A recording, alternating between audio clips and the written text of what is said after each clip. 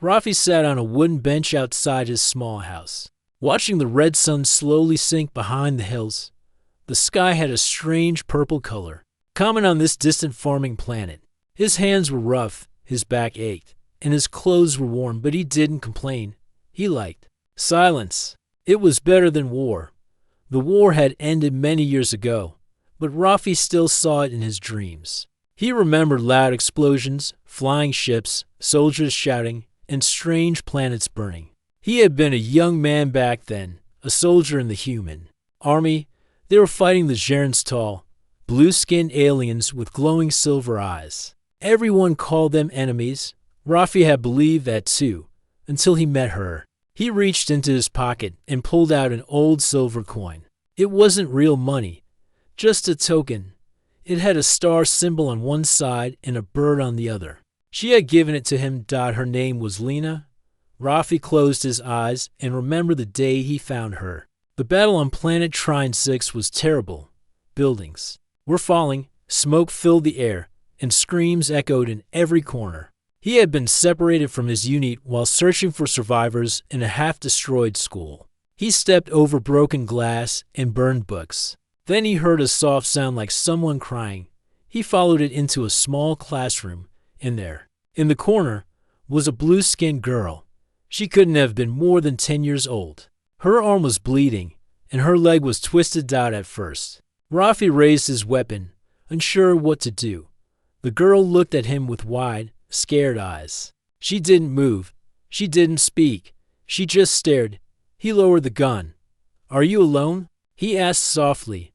The girl said nothing, but her eyes filled with tears. Rafi looked around. No soldiers, no cameras, no orders. He made a quick decision, carefully. He picked her up and wrapped her in his jacket. He carried her through the destroyed streets.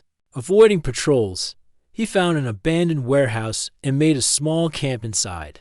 There, he cleaned her wounds using his limited supplies. She didn't speak his language, but she understood his kindness. Days passed. She began to trust him. She didn't talk much, but she listened. He taught her simple words: water, food, safe. She began to smile a little. He found her name written on a school ID card, Lena. Every day, Rafi shared his food with her. He gave her his only blanket at night. He told her stories about Earth and the stars. In return, she handed him a small silver coin. He didn't know where she got it, but she placed it in his hand with care. That coin became the most valuable thing he owned. He kept her hidden for 2 weeks, but the war moved quickly. His unit came back to the area, and he had to leave. He found a safe path through the ruins, took her to a Geran refugee camp secretly operating in the mountains, and handed her to a Geran doctor. The doctor didn't thank him, only stared with suspicion. Lena looked back one last time before disappearing into the crowd. That was the last time Rafi saw her. The war continued for 2 more years. Rafi survived, but many didn't. When peace finally came, Rafi refused medals and honors. He left Earth and moved far away, to a quiet farming colony where no one knew him. Now, after so many years, he still remembered the blue-skinned girl with soft eyes. She had never spoken to him, but she had changed his heart. She had reminded him that kindness mattered, even in war. He placed the silver coin on the table next to him and looked up at the sky. The stars were starting to appear. He wondered if she had survived, if she remembered him. Then, he heard a strange sound. A low humming came from above. He stood up quickly, squinting at the sky. A ship was coming. Not a normal one. It was sleek, glowing faintly, and shaped like a silver leaf. It landed quietly near his house, making almost no noise. Rafi felt a chill. He hadn't seen a ship like that in decades. It was Geran. He grabbed his old rifle from inside the house, not to fight, but just in case. He stepped out carefully, eyes watching every movement. The door of the ship opened. A tall figure stepped out. She was graceful, dressed in dark armor, with silver markings. Her skin was blue, her eyes calm and sharp. Her black hair was tied behind her head. She looked strong, powerful, but her face was familiar. Rafi's heart skipped. It was Lena. No longer a child. She was a grown woman now, possibly in her 30s. She walked with purpose, and her eyes locked onto his. There was no smile, no tears. She stopped a few steps away from him. A long silence followed.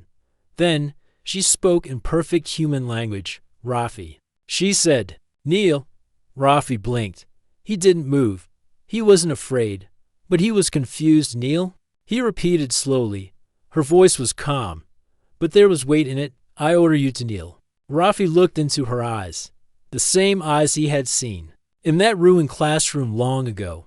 But now they held something different: strength, coldness, command, and something else hidden deep behind her serious face. He didn't kneel. He simply whispered. "Why?" Lena didn't answer. Rafi stood silently, eyes fixed on the blue-skinned woman standing before him. Lena. He remembered her as a frightened girl hiding in a broken classroom. Now, she looked like a warrior. Her long boots were covered in silver armor. A black cloak hung from her shoulders. Her voice was strong and her eyes showed no fear. Yet, something about her felt heavy, like she was holding back a storm. "I said kneel," Lena repeated. Her voice was sharp, official. Rafi lowered his rifle slowly and leaned it against the wall of his house. He didn't want to fight. He only wanted answers. "I don't take orders on my farm," Rafi said, his voice calm but firm. A cold breeze moved across the dry field. Lena didn't move. Her hands were behind her back. Standing tall like a commander, Rafi's heart beat a little faster, not because of fear but confusion. She had once depended on him. Now she stood above him, commanding him like a soldier.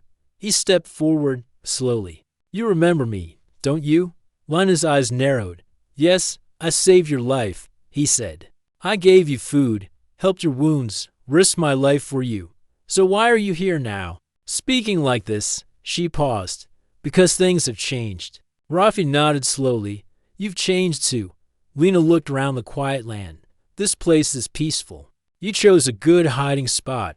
"I'm not hiding," Rafi said. "I'm surviving." She stared at him in silence. "I didn't come to kill you, Rafi," she said finally. "I came with orders." "Orders?" he asked. "From who?" "The Jaren Defense Council," she replied. "You were listed as a former human soldier from the Trine War. Your name was found in the old files. The council has questions." Rafi gave a bitter smile. "So after 30 years, they remember me?" "They remember all of it," she said. "And what do you remember?" he asked softly. Her eyes flickered just for a second. The cold wall around her seemed to shake. But she quickly looked away. "I remember a man who hid me in the ruins," she said. "I remember kindness, but that doesn't erase the rest." Rafi walked toward the fence and leaned against it. He looked at the sky, where the last colors of sunset were fading. "I didn't ask for thanks. I didn't expect anything. I just hoped you lived a good life. I did," she said. "And because of you, I lived to serve my people." He nodded. "Then why are you treating me like an enemy?" She stepped closer, face hard again.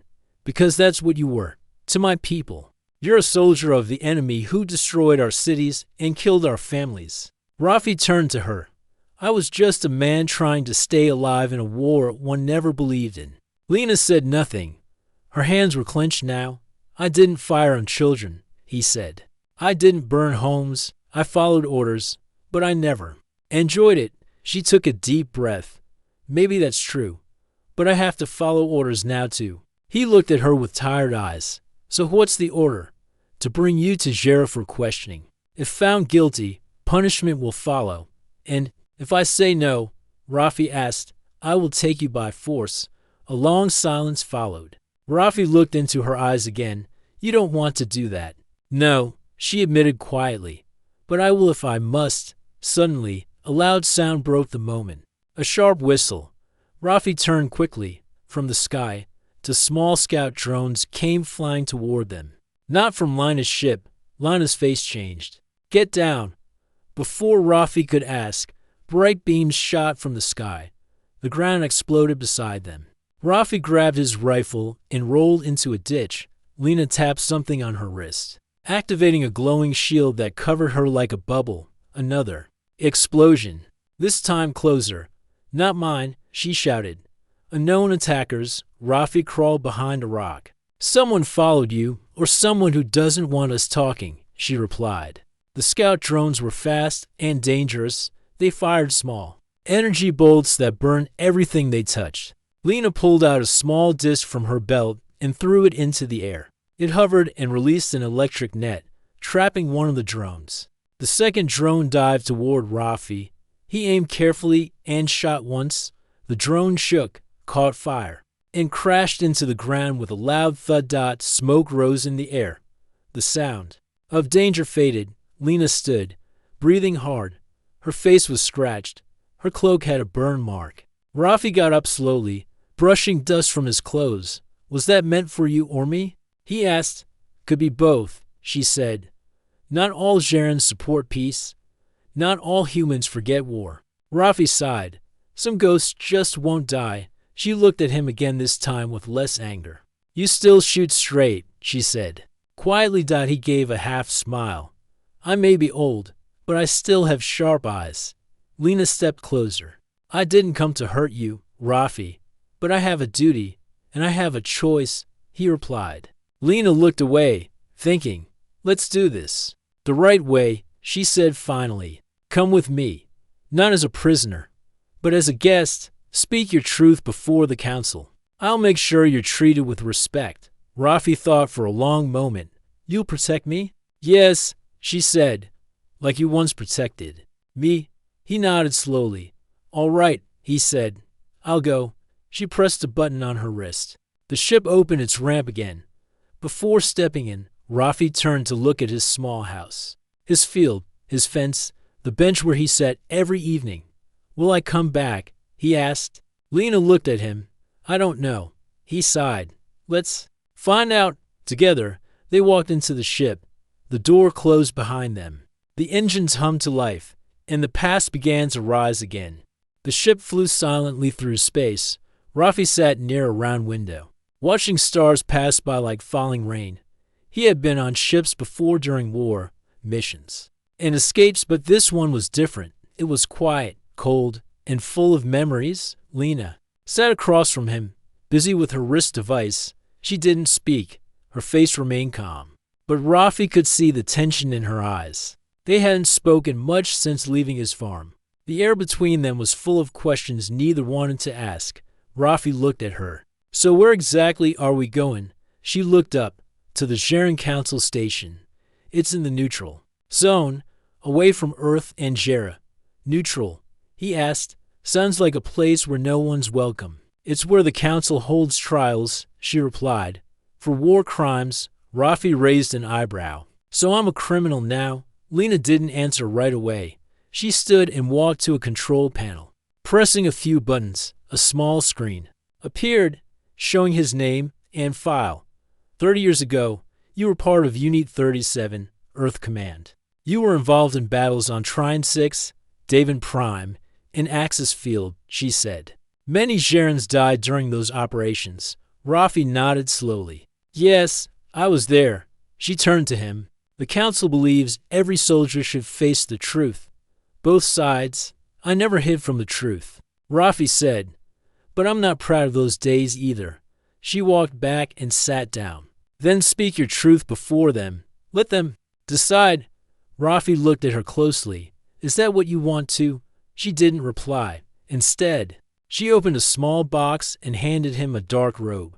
With this one we land. It shows you are under council protection. Rafi took the robe and looked at it. You're protecting me now. She nodded once. Yes. A few hours later, the ship arrived at the Geran Council Station. It was a massive structure floating in deep space, shaped like a silver ring with towers rising in every direction. Bright lights blinked across its surface, and smaller ships moved around it like bees near a hive. Inside the station, the walls were smooth and glowing. The air smelled fresh, almost like flowers. Rafi walked beside Lena, wearing the robe. Guards watched him closely, their silver eyes unblinking. He felt like a stranger in a cold dream. They entered a large hall with tall pillars and soft blue light. The council chamber. 12 Geran leaders sat in a circle, each one older than the last. Some had white marks on their skin, signs of wisdom and rank. Their eyes followed Rafi as he stepped forward. One of the elders spoke. You are Rafi, former human soldier of Earth Command. Rafi nodded. Yes. You are here by request of Commander Lena, the elder said. You stand accused of actions taken during the Trine War. You may speak for yourself. Rafi looked around the room. He felt small, but he stood tall. I was a soldier, he began. I followed orders. I fought in battles. I did things I'm not proud of, but I also made choices that were mine. I never harmed the weak. I saved a child during that war. Her name was Lena. Gasps echoed in the room. The elders looked at each other. Lena stood silently behind him. He continued. I found her in a broken classroom. She was hurt and alone. I hid her, fed her, protected her, and helped her return to her people. I didn't do it for reward. I did it because it was right. An elder with a deep voice spoke next. We have records of the incident. The girl you saved is now Commander Lena. Her service has brought honor to her people. Another elder added, but the war caused much pain. Many humans destroyed our homes. Why should we see you as different? Rafi looked directly at the council. Because I was different. I chose not to hate. I chose to see a child, not an enemy. Lena finally stepped forward. Her voice was steady. I confirm his words. He saved me. Without him, I would not be here. I owe him my life. A long silence followed. Then a young Jaren elder stood. But he was still a soldier. He still wore the uniform that destroyed our cities. Lena turned to her. Then I asked, what is justice? Is it punishing every name on a list? Or is it seeing the truth in each story? The room grew quiet again. One elder said, this council will consider all voices. We will not judge today. You are both dismissed for now. Rafi and Lena were led to a quiet chamber. Inside, there was a soft bed, food, and water. It felt more like a hotel than a prison. Rafi sat down slowly. That went better than I expected. Lena stood near the window, arms crossed. Not all of them believe you, do you? He asked. She turned around. Her voice was softer now. I believe what you did for me was real. I also believe people can change, even after war. He nodded. So can enemies become friends? She didn't answer. Instead, she walked toward him and sat down beside him. When you saved me, she said quietly, I didn't understand why, but I've never forgotten it. He smiled a little. I didn't need a reason. Sometimes kindness is enough. Outside the window, the stars moved slowly. Peace felt close but not guaranteed. The war was over, but justice had its own path, and Rafi's journey had just begun. The night inside the council station felt longer than usual. Rafi lay on the soft bed in the guest chamber, staring at the smooth ceiling that glowed faintly blue. Sleep did not come. His thoughts circled around the council, the cold eyes of the elders, and the silent faces of the guards. But mostly, he kept thinking about Lena. She had defended him. That meant something. But Rafi wasn't sure how far her protection would go. A soft knock at the door broke his thoughts. Before he could answer, the door slid open and Lena stepped inside. She wasn't wearing her black command armor now. Instead, she wore a simple dark robe, and her hair was loose over her shoulders. She looked less like a soldier, more like the girl he had once known. Couldn't sleep? She asked. Rafi shook his head. Too many memories. She nodded and sat on the edge of the nearby table. The council is divided. Some believe your story. Some think you're just clever with words. And what do you think? Rafi asked. She looked at him. I think you're the reason I'm alive. That can't be ignored. But there's something more. Something I didn't say in the chamber. Rafi sat up slowly. What is it? Lena hesitated, then pulled a small metal cube from her robe and placed it on the table.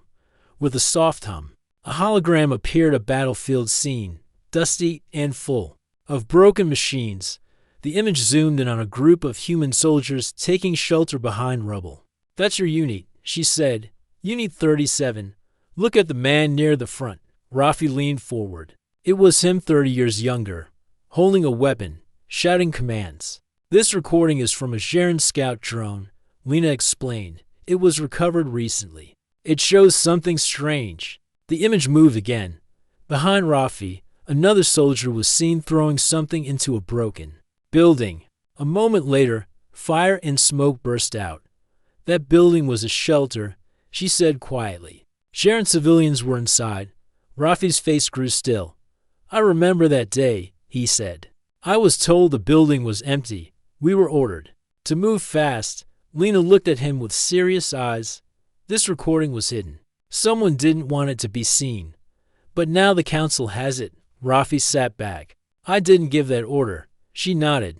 I know. The soldier who did his name was Bren. He died in the same battle. Rafi let out a breath. I reported him once for ignoring commands. No one listened. This matters now, Lena said. Because some think you gave that order. And the council doesn't care about the truth, only the record, Rafi said bitterly. Lena stood. That's why we need to find more proof, something clear. He looked at her, surprised. You believe me? Yes, she said firmly. But belief is not enough for them. We need evidence. Where will we even start? Rafi asked. She walked to the door and looked back. There's someone on this station who served in your unit. A human now working as a trader. His name is Malek. Rafi's eyebrows raised. Malek, he was our field tech. He had access to all reports. Lena nodded. He might have records. Maybe something hidden from the official files. Rafi stood. Then let's find him.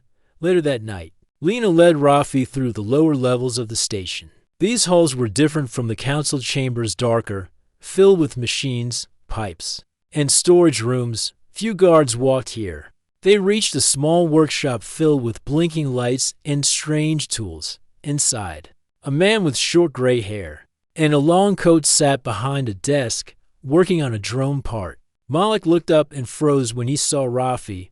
By the stars, he said. Rafi, you're still alive. Barely, Rafi replied. Malek stood and gave a small laugh. I thought you disappeared after the war. I did, Rafi said. But now I'm back in the middle of it. Malek looked at Lena and nodded. Politely, Commander. Lena stepped forward. We need your help. Rafi explained everything about the trial, the hidden recording, and the council's doubts. Malek listened closely, scratching his beard. Yeah, he said. I remember that mission. I also remember that Bren never followed orders. Do you have any reports? Lena asked. Malek walked to an old terminal in the corner. He typed a few codes, and the screen flickered. After a few moments, a file appeared. Here, he said. This is the original mission log. It says the shelter was marked occupied void before the order was changed. Changed? Rafi asked. Yeah, Malek said. The order was altered by someone on the field. The timestamp proves it. It wasn't you? Lena leaned closer. Can you copy this file? Malek nodded and inserted a small data chip. Keep this safe, he said, handing it to her. It's not just proof, it's truth. Rafi placed a hand on Malik's shoulder. You may have just saved my life. Malek smiled. You saved plenty back then, Rafi. It's time someone returned the favor. Back at the guest chamber, Lena uploaded the file to a secure channel. The next day, it would be presented to the council.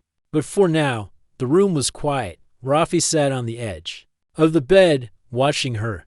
You didn't have to do all this, he said. Why are you helping me? Lena looked at him. Her voice was soft again. Because justice must be real, she said. And because when I was a child, you helped me without asking anything in return. Rafi gave a tired smile. We're not so different. You and I. She looked out the window at the stars. Maybe we're not, outside. Space remained silent.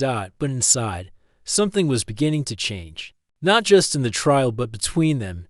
A bond once built on survival was now becoming something stronger. Something neither war nor time could break.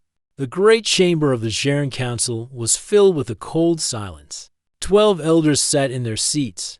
The high pillars round them glowed with soft blue light. Soldiers stood near every wall, quiet and still. In the center of the chamber stood Rafi, wearing the same dark robe as before. Beside him was Lena, her face calm but serious. Today was the final trial, the day that would decide his fate.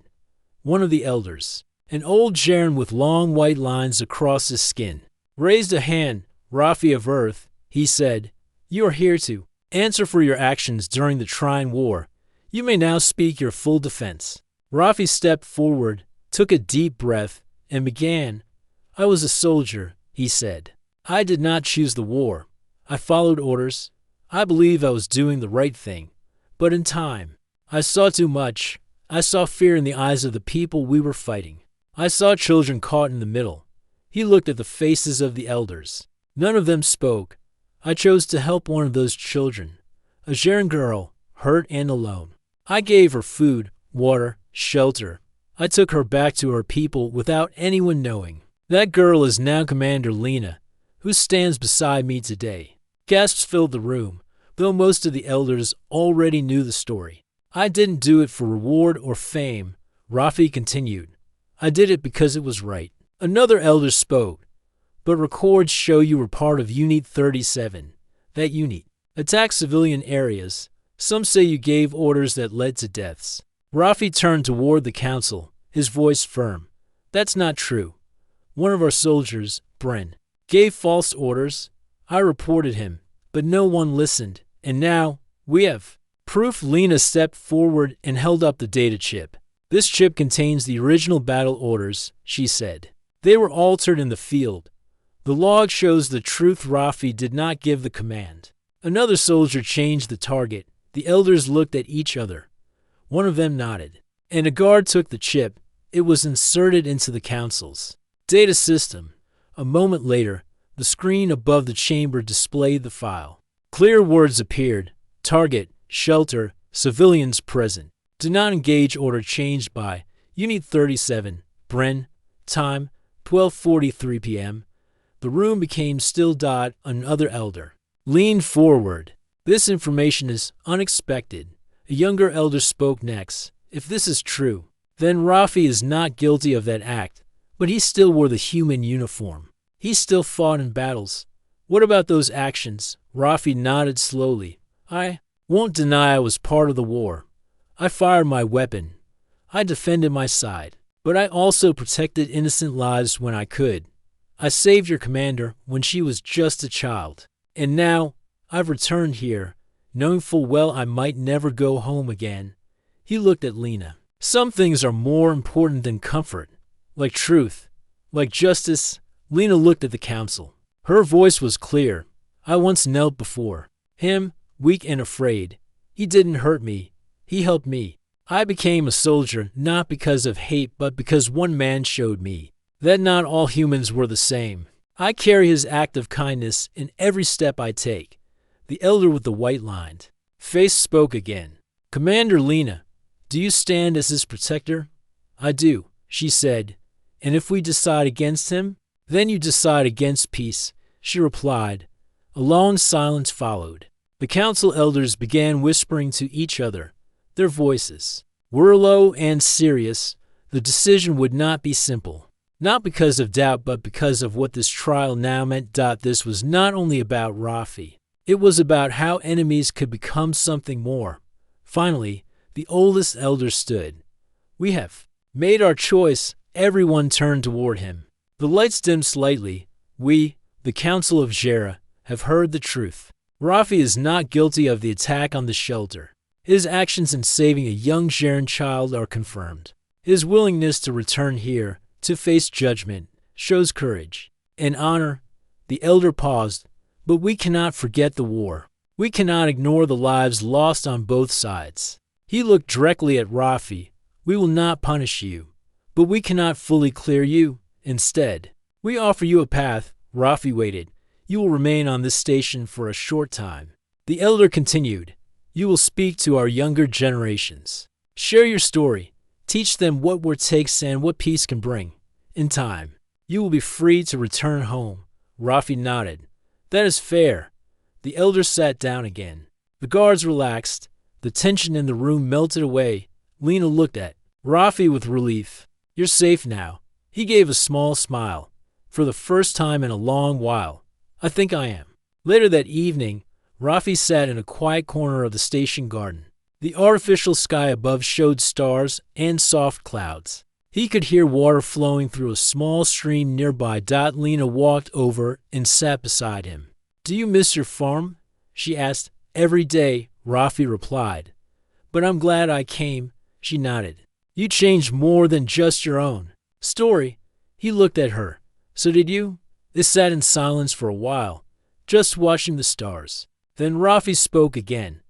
"That day, when you told me to kneel, what would you have done if I had?" Lena smiled softly. "I don't know. Maybe I was testing you. Maybe I was testing myself." "I never blamed you," he said. "I know," she whispered, "and that's why I stood beside you." The stars above them blinked gently, like quiet reminders of the long path they had walked to get here. Enemies once, now allies, maybe even more. The days after the trial were quiet, but not peaceful. Rafi stayed on the council station, as agreed. He spent his time speaking to young Jaren trainees, telling them stories of the war, not to glorify it, but to teach them what should never be repeated. Some listened with open minds. Others did not. Commander Lena remained close by, watching his talks, guiding him when needed, and protecting him from quiet whispers in the shadows. Though the council had made their decision, not everyone agreed with it. One evening, while walking back from a speech room, Rafi noticed something strange. A group of 3 young Jaren officers stood together at the far end of the hallway. They were watching him, not with curiosity but with anger. He said nothing and kept walking.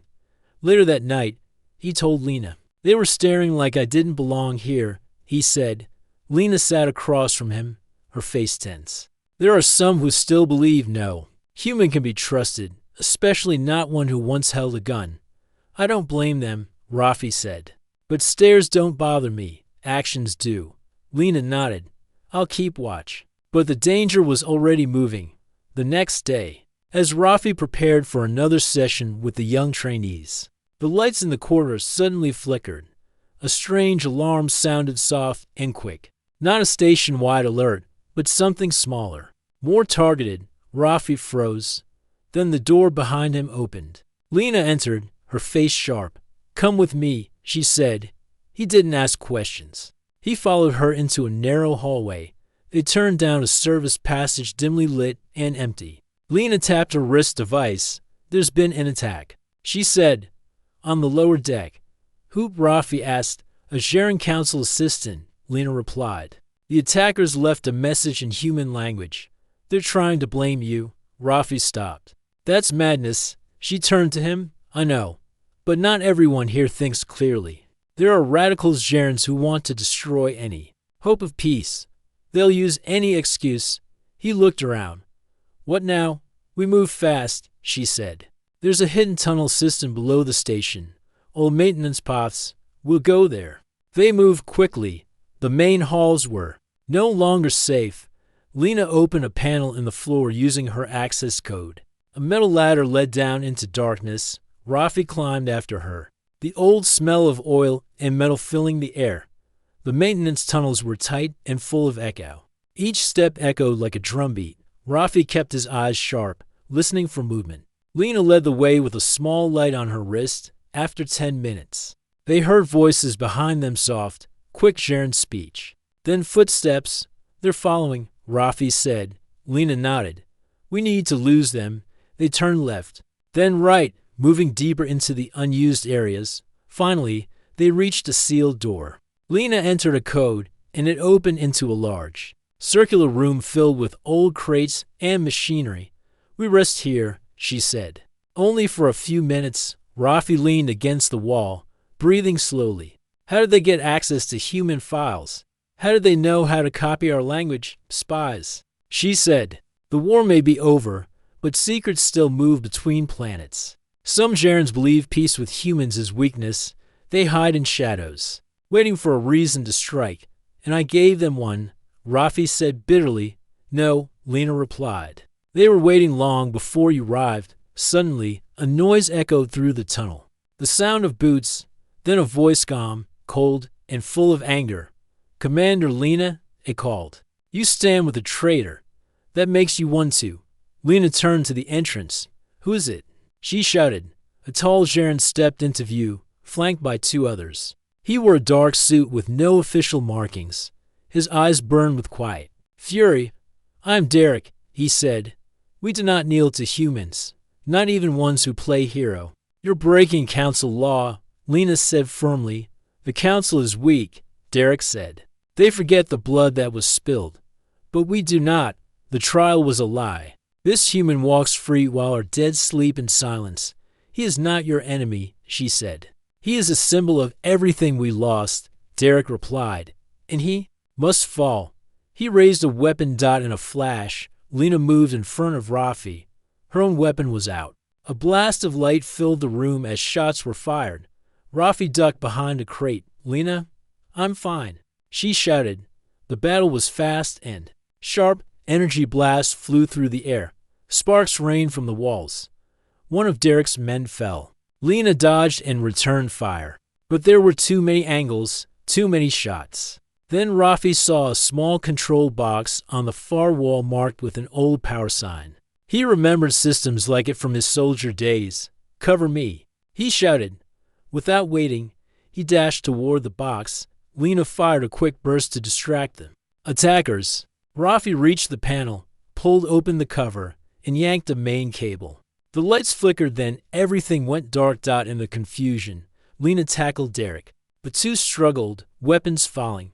Rafi grabbed a loose rod and swung it at the last attacker, hitting him hard enough to knock him down. When the lights returned, the room was quiet. Derek lay on the ground, held by Lena. She looked at Rafi. "Still got some fight left?" He smiled. "I didn't survive a war by being slow." An hour later, council guards arrived. Lena handed over the prisoners. The council elders met again in private. Derek's plan had failed, but the message was clear.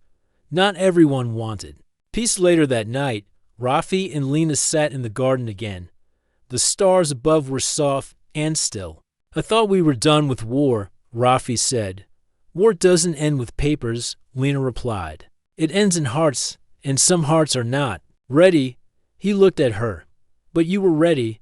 You believed in me." She nodded. "Because you believed in me once." They sat in silence. Then Lena spoke again. "The council wants you to stay longer. Teach more. Speak more. Let the people see the human who chose peace." Rafi smiled. "I never wanted to be a teacher. You already are," she said gently. Wind passed through the garden trees, quiet and calm. Enemies had tried to tear them apart, but they were still standing, together. Rafi stood quietly by the glass wall of the Jaren Council station, looking out at the stars. The view never failed to calm his thoughts. Beyond those stars were hundreds of planets. Some he had fought on, others he had only heard about. But here, in this moment, he felt more peace than he had known in years. The attack had shaken the station. Security had been doubled. The council members walked with quiet alertness. Even the young trainees in his session sat straighter, listened more carefully. But something else had changed too. They respected him now, not because of the war stories, not because of his strength or bravery, but because he had stayed. He had not run away, even when danger came. And Commander Lena had stood beside him through it all. One morning, as he prepared for another class with the young Jaren trainees, a small knock came at his door. He opened it and found a child. The boy had dark eyes and skin that shimmered slightly blue under the station lights. He looked up at Rafi and held out a small, hand-carved figure. "My sister said you saved her people," the boy said softly. "This is a gift." Rafi took the figure gently. It was a tiny bird. Its wings spread wide. "Thank you," Rafi said. "What is your name?" "Teven," the boy replied. "I want to be strong like you." "You can be stronger." Rafi smiled. "If you learn peace, not just power." The boy nodded and ran off. Rafi stood in the hallway for a moment, holding the little bird.